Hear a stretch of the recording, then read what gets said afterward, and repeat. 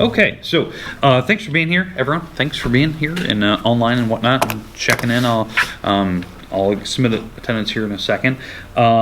Big thing about tomorrow. We have homework due tomorrow by 11:59 tomorrow night. That's the assignment that I handed out Friday. It was worksheet 8.6, something like that, or sorry, 8.6, 1.8.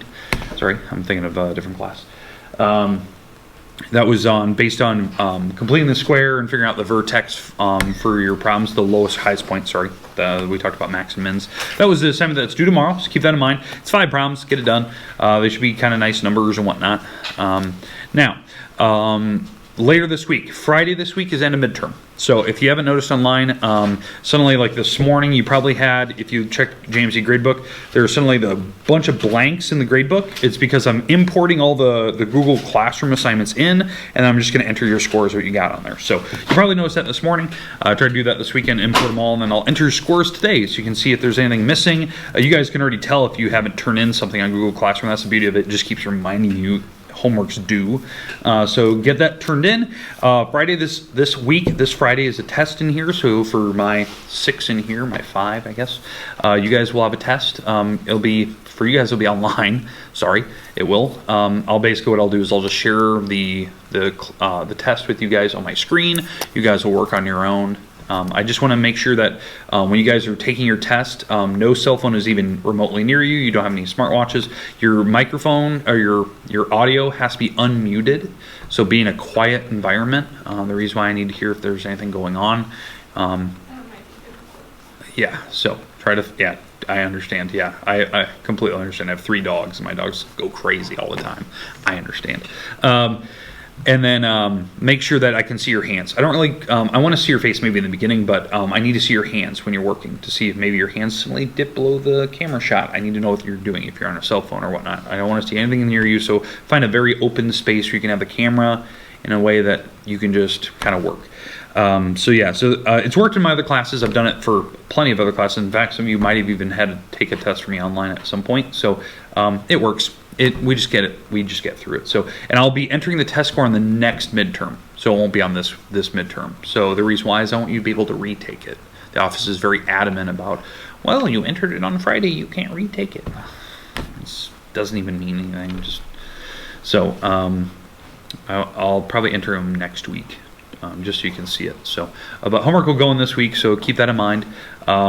Yeah, we're kind of on a good pace. I think we're right where we need to be anyway, so we haven't lost too many days, even though we've kind of had this weird hybrid thing going on. So I've been trying to keep up with the notes and kind of keep it as normal as possible for us. So I know it's kind of hard, but I've been trying to make the homework a little bit more manageable for you, so you're not doing like 20, 30 problems at a time sometimes. Sometimes that becomes the issue for some people. So, all right. As you can see on my iPad here, this is our topic today. We're going to be talking about vertex form. That is still completing the square, but we're going to go an extra step again. We've been kind of building, as you can tell. We started with just factoring things apart, if it was factorable, to figure out roots. If that wasn't it, then you did quadratic formula to figure out roots. And then we eventually went to completing the square to figure out, roots. And then we've completed the square to figure out the max or min. Now we have 2 new things we have to add today. And I'm going to put a little star next to these. This is our brand new stuff today. Our Directrix and Focus. They are 2 topics that deal with quadratics. It's something that a lot of people don't know. It's how a quadratic is made. So I'll kind of go through the basic, I'll go through a very verbal definition to explain what we're talking about. But this is the stuff we've done previously, right? We've used, completing the square to find roots if the problem is non-factorable. We've used it to find max or mins. Well, we're going to go one more step today and do that Directrix and Focus. So everything's kind of building upon each other. So hopefully it's starting to make sense to you. But we're still completing the square. So don't feel like, oh man, he's doing something radically new. We're not. That's the beauty of this. We just have to go that one more step. And it's a good thing last week that we made a couple fixes to a couple things I've discussed, because it will help us today. Big time. Big time. Huge helps.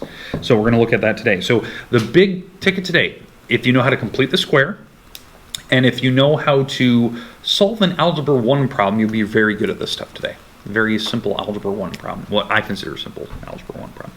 And that's what we're going to look at today, and hopefully that'll make sense to you. We have homework due tomorrow night. So by 11:59 tomorrow night, we have homework due. That was the assignment I assigned Friday. It was 5 problems on worksheet, I think 1-8. Find the max and mins. That's what you had to do.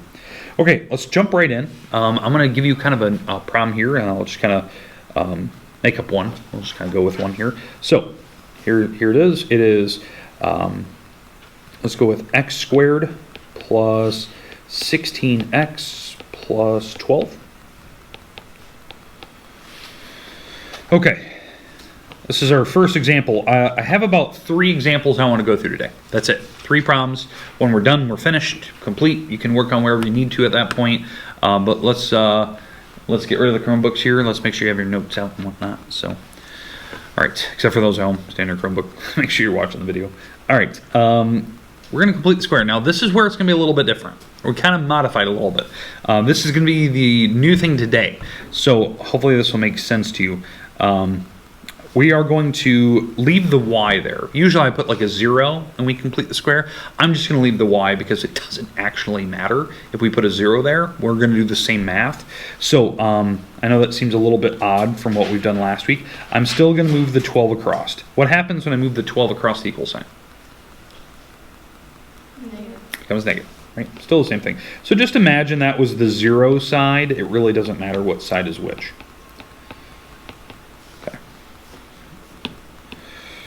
All right, makes sense so far? Just imagine the y is a 0. You just leave it there. It's y minus 12. Don't care what it is. Usually we move that 12 to the right side, but in this case we don't really have a right side. We're just going to leave the y there. Now we're going to complete the square. Is there a number in front of the leading coefficient in front of that x squared term? No. So we don't have to factor anything out. So that was that process we did last week. That was that weird modification we had to make. If they had a leading number, like out front right here, we had to like factor it off. You couldn't divide everything by it. You just had to pull it off. We still have to do that rule today. That's a big one. That's going to be the next 2 problems we're going to look at. I'll do, my next one I'll put a number there, and then maybe I'll put a fraction there, and we can see all the different weird stuff we have to do. Okay?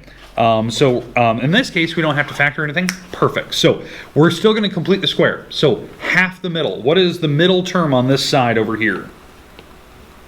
What is my middle term? 8. Yeah, half of it's 8, right? 16, we cut it in half, it's 8. We have to square it. 8 squared, 64. So half the middle squared. And so that'll be a 64. And we're going to magically add that to both sides. Half the middle squared. Now, if there was a leading number out front, you have to take the 64 times that number, whatever it is, and then add it to the other side. But I don't have any number there, so half the middle squared. Still the same rule. So hopefully that made sense to you up to this point. We really haven't done anything different, so probably wondering, like, what's the new point here? We're going to add this this left side up, so we have what? Negative 12 plus 64. What is that? 52. So we have y plus 52 here. And then on the other side, we're going to factor that thing apart still. We're still going to do the normal factoring. It's going to be x and x, plus and plus, half the middle, which is 8. And so there's 2 of them, 2 of those parentheses. Okay. Now, before we could read off, the vertex, we could read off, that's the max or min. We could we could set a 0 in there for y and solve for x to find the roots and all that. We're not doing that. What we're doing right here is figuring out what they call a directrix and a focus. And so how you do that, and I know this is going to seem really odd, we're going to use the number that is in front of this parenthesis. In my case, what is the number out front? What's in front of that parenthesis? Say it again? 1. Now, if there is any other number there, a 4, 1/10, I don't care, whatever the number is, you're going to take that number and you're going to set it equal to 1 over 4c. This will all be explained later, like where does that 1 over 4c come from, because it seems a little odd. This fraction is how you find the directrix and focus. That is one of our main things. This is how we find a directrix and a focus. They're two locations on a graph. Okay, and what we have to do is we have to solve for C. That's what we have to do. We have to find what C is, the digit for C that makes this equal to 1. It could be a fraction, it could be a decimal, it could be a negative. Here's how you do it. This is where the algebra 1 comes into play. You are going to multiply. So imagine this is like like a proportion, cross multiply and divide kind of a thing. We're going to multiply this 4C across.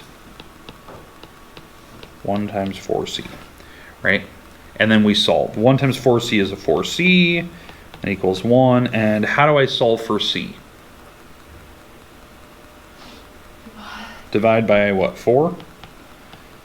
And this is my number.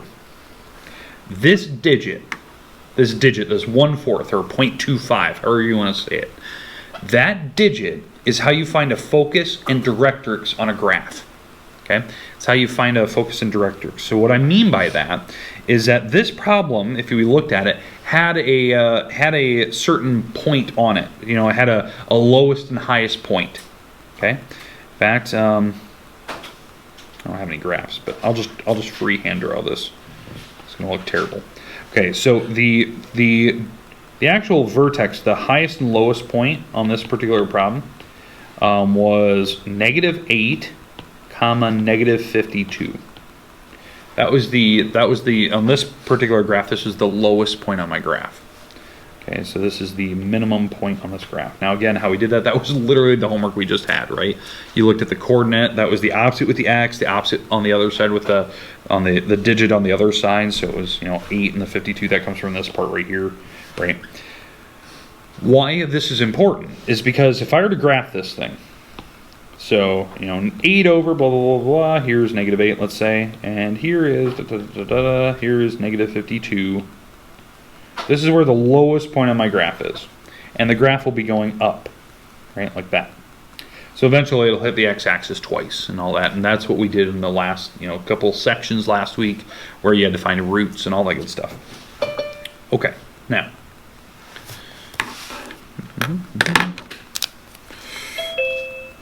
All right, so we're at this point. Now, what we're talking about today, the new stuff today, is finding what they call a focus and a directrix. A focus is a point on the inside of your parabola. So that is a point that's right in here. It is a dot. It is a coordinate. It is exactly this number above your dot you currently are sitting at. So right now I'm at what? -8, 52. -52, right? The focus is 1/4 up from that. It's 1/4 up. So that coordinate that I'm hitting is -8, if I go up 1/4, I'm going to be hitting -51 3/4. That's up 1/4 from -52, if that makes any sense to you. That's the coordinate for the focus. The directrix is 1/4 down. And the directrix is a line. Is a line. It is a horizontal line in our case on this particular graph. And what number would that hit if it's 1/4 down from -52?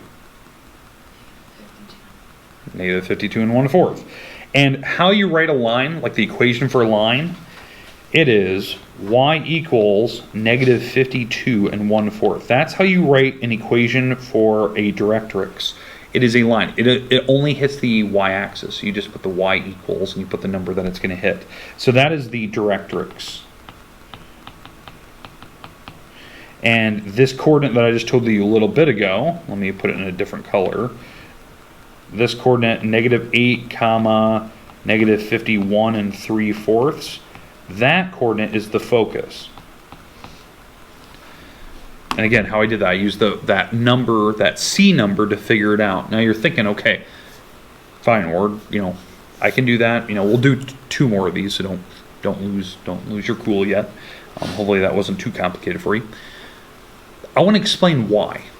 Like, what is this? Because that is usually the question I always get. It's like, Ward, why are we doing this? Like, what is the point of a focus? I understand the minimum and max point, right? The point where the bowl comes to a point, or the roots, like where it hits the x-axis. But why is a directrix and focus even in our vocabulary? Like, why are we even talking about it? What does it mean? Why do I go up 1/4 and why do I go down 1/4? Like, what is the purpose of having these two items? These two items is exactly how you draw a parabola in the first place. Okay, so I'm gonna do a very super zoomed in version of this. Okay, can I go to the next slide? Or are you guys still writing? You're fine. We're good. I'll come back to this if you need it. Anyone at home? Anyone still need it? Okay. Let me explain this whole focus and directrix idea. I'm gonna do a very zoomed in graph here. Okay, so I'm just going to use that idea of what we talked about earlier. So if you had a focus, and I'm doing like a super zoom, if you had a focus and you had a directrix is a line. Like, I'm going to make this a dashed line here, right? So, yeah. Okay. So we have my line, my directrix line. Directrix. And this is a focus, right? Okay, so that's my focus. How you make a parabola is that the distance from the focus, this distance, I'll call it, this length here, this distance is the same distance to your directrix. That's how they make a parabola. That if the distance from each point on the actual parabola is exactly the same distance from a focus and the directrix. So if I went anywhere else, if I picked a dot over here, that distance from here to here is the same distance from here to here. It's on the actual parabola. And then the same thing. The distance from, maybe I pick a point over here. This distance from here to here is the same as the distance going straight down. Then it's on the parabola. This distance has to match that distance. That's how they make it. So if you know your focus and you know your directrix, and you start making all those distances, all those same lengths, like you measure, you'll make a perfect parabola every single time. It's very symmetrical. It's very nice and clean. So that was something I had in the other class. They were always noticing like the parabolas are very evenly spaced. They'll hit the y-axis or x-axis at very two clean numbers that are exactly the same distance apart. So it's one of those things, by just knowing that, that's how you can draw one at home. If you ever needed to draw like a perfect parabola, you just make sure you pick a point, you pick a line, and then pick all the distances the same from each.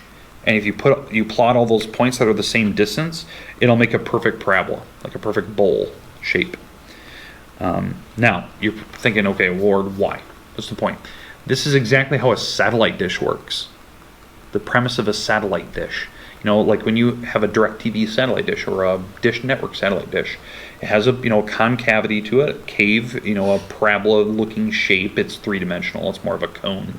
But you have a shape, a curve, and then there's a focal point. That's where the eye of that little satellite dish sits. That's your focus. So when light comes in, it reflects, or when data comes in, it reflects off the dish itself and bounces and hits the eye. That's what's happening here. The focus is right where the eye would sit on a DirecTV dish. So that's why the dishes always look the same. There's always a certain design to it, and the eye is always at a certain level. If the eye moves, then you don't have any signal anymore. If you move it too close, it won't be able to interpret. The eye has to be at a perfect distance from that dish so that it reflects perfectly on it. That's a focal point. That's where all the data is collected. It's like the idea, if you ever did this as a kid, and it's terrible, you have a magnifying glass and you start burning stuff with a magnifying glass, right? You're trying to find that little point from the distance on the ground that you start a little fire, right? You're finding the focal point on a curve, the perfect distance away, so that it hits, all the light reflects down to a perfect thing. That's kind of the same idea of a satellite dish. You're finding the perfect focal point. It's a certain distance every time. So if you know how big the lens you have, I can tell you exactly where the point is. You don't have to sit there and do this all day. It's at a certain perfect distance every single time. Yeah, it's one of those things. This is how they made a parabola. It's a part of the definition of it.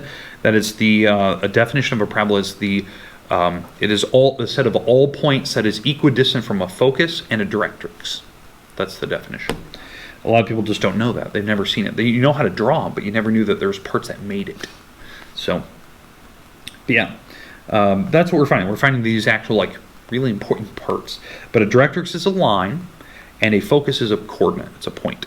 So, but let's do another one here. Let's do another example. So I got two more I want to do. I'm not going to explain it maybe as in depth as that last one. Sorry, get kind of in on a tangent when I start talking.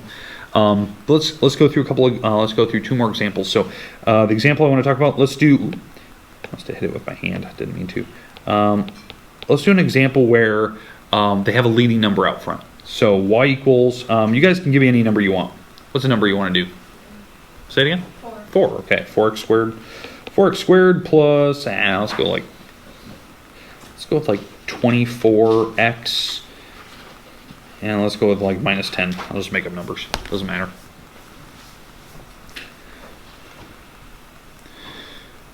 All right. So we have some type of parabola here, right? You could try to factor this thing apart if you could to figure out where the roots are, or if it's not factorable, you would do the quadratic formula to figure out the roots. We could complete the square to figure out what that lowest and highest point is. This graph has a lowest point, has a minimum. But what we're going to do is figure out where the focus and directrix is. That's the whole point of today's lesson, right? That's the stuff we're going to get on tomorrow's in-class activity we're going to do, where you have to try one and actually submit it to me before you leave. So let's move the numbers around. So what is my constant that I need to move to the other side? 10. Got to move it. Okay. Just like the problems we did last week, there was a 0 on the one side, just move the constant over there. We're just going to assume the y is that 0 side. So if I move it over, it becomes a positive 10. Really, it doesn't really matter. Okay, so we move the 10 over, it turns positive. Perfect. Now, we have to factor the number out in front of my x squared. Since we did pick a number, you guys picked 4, right? So I'm gonna pull that number out. So I'm gonna factor it off. So if I pull that 4 out, and I don't care about this other side, I'll just leave that y plus 10 over there. When I pull the 4 out, what is left on the inside?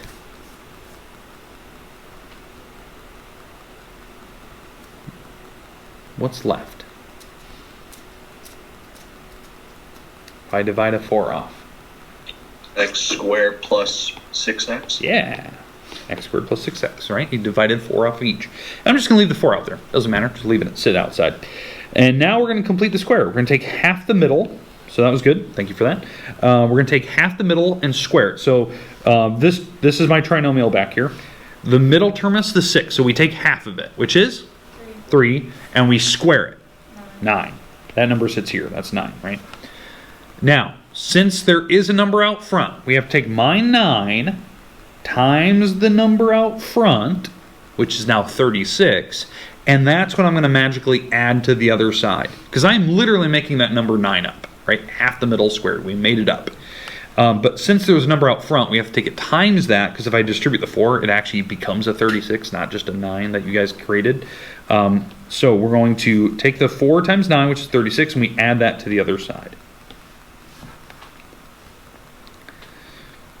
And now, so this left side over here, this ends up being, this left side ends up being, what, 46 over here, because that 10 and 36 add together. On the right side here, I'm going to factor this thing apart. It's going to be x and x, plus and plus. It'll be half the middle, which is 3, so there'll be 2 of those parentheses. They'll be the same, x plus 3, x plus 3. So we just have 2 of them, just to abbreviate really quickly. So I can read off what my vertex is, right? My vertex on this particular graph, if I just read this off, my vertex, or the lowest point on this graph, this is what we did in this last assignment that was due tomorrow, right? It was going to be -3 and a -46, right? That was what we did last time, right? This is the x number, that's my y number. It's always the opposite of those numbers, right? Fine and dandy, cool. But we're finding a focus and directrix, so we have to go that one extra step. So this is that part that I told you earlier. Whatever number's out front, you have to set equal to 1 over 4c. This is the new thing we just learning today. You set it equal to 1 over 4c. And this is that magical formula that tells you how to find the focus and directrix every single time. It's always 1 over 4c. And then you solve. So I'm going to multiply this 4c across. So it's like an algebra 1 problem, right? We have to get c off the bottom. So I multiply the 4c across, so 4 times 4c is 16c. And then to solve for c, I divide both sides by 16, and so this is my number. This is that number I needed. This will get me to my focus and directrix, right? This 1 over 16th. It's a really small decimal. In fact, 1 is 1 over 16. 1 divided by 16. It's 0.0625. It's like a really tiny decimal. So if you want to put it in decimal form, so be it. I don't mind. You could put it in decimals. I just leave it a fraction. It doesn't really matter. And so why that's important is because now that I know where my vertex is, I can tell you. So this is 1, 2, 3, and then all the way down to negative 46, right? So this is where the start of the bowl is. This is my parabola, all right? This is negative 3 and down to 46. That was my vertex. It was the lowest point on my graph. My focus will be 1/16th inside of it, so it'll be really close to it, and then my directrix will be 1/16th below it. So this is my directrix. It's a line, and then this is my focus. And we use that 1/16th from that vertex point that we found on that last assignment. We go above it and below it. So if I went up 1/16th from that dot, what is the coordinate for my focus? If I went up 1/16th from this thing, right there, that thing. Yeah, so negative 45 and 15/16ths, right? Like you said. Yeah. Yeah, 15/16. So that's going up 1/16th. So it's still really low. And then if I went down 1/16th, I would hit y equals negative 46 and 1/16th. That'd be going down 1/16th from negative 46. And again, directrix is always an equation. It's always a line like this. It's not a coordinate. It's a line. So it's hitting the y-axis. So y equals this number. It's just a horizontal line. It doesn't have two variables in it. It's not like slope-intercept form because it's only hitting one axis.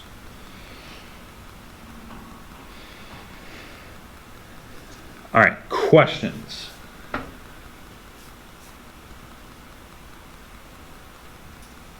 Okay, I think I'm going to stop there today. I was going to do another one. I think we'll just wait till tomorrow. I want to give you some time today to work on your assignment. Remember, your assignment that's due tomorrow is only just to find the vertex. So, so if you need to go, you can start logging off. Make sure you answer the Google question of the day. Google question of the day talks about what is the focus and directrix, like what does it mean. So go, put it in your own terms, however you want to say it. So it's the point above and below the vertex. So that's how you draw a parabola. So homework's just finding vertices, the lowest and highest point. Tomorrow we'll talk about this stuff more. So we'll do a couple more examples of this. But it's that last piece we have to talk about in this unit. So Do we have homework on this? on this, we'll have an in-class activity tomorrow. So we'll do like maybe one or two of these where you have to like submit them to me on Google Classroom tomorrow. So I might do a Google form tomorrow. Maybe I'll do that where you just submit your answers. That'd be kind of cool. Submit your answer, hit enter. That could work. I'll do that. Thanks for being here. For those who logged in, so you guys can log off, go answer your questions. Homework's due tomorrow night, and then test is this Friday. Sorry for being a little late, board. Oh, you're good. You're good. Hopefully you got the notes that you needed. So just I got it all down. All right, good. I'm understanding. Good. Well, you have a good one, board. Yeah, you too. So Mr. Ward, yeah, what's up? so tomorrow or Wednesday I will be gone. Okay. Yeah, you got state cheer. You got color guard, don't you? Yeah. I have state for color guard. Yep. Okay. Yeah. So I would strongly suggest for those who are going to be gone for that, watch the video. So watch the video that I post that night. I'll try my best to get it up as soon as I can that day. So it might be one of those things that maybe I actually like try to post it during the middle of the day instead of like waiting till night, so that way you guys can see it. So yeah, good luck to you guys. So Okay. Thank you. yeah. Yeah, I forgot all about that.